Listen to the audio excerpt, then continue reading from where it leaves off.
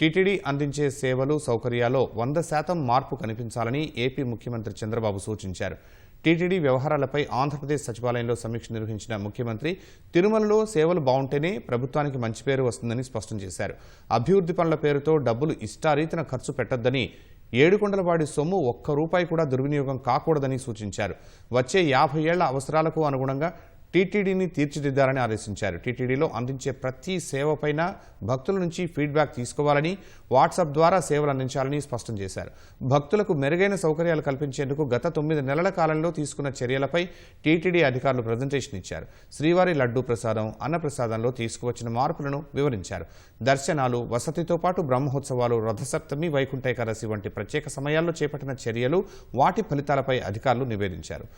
సమూల ప్రక్షాళన జరగాల్సిందేనని, ఎక్కడా పాత వాసనలు, పాత వ్యక్తులు కొనసాగకూడదని, అనుభవజ్ఞుల పేరుతో పాతవారిని ఇంకా కొనసాగించవద్దని సీఎం ఆదేశించారు.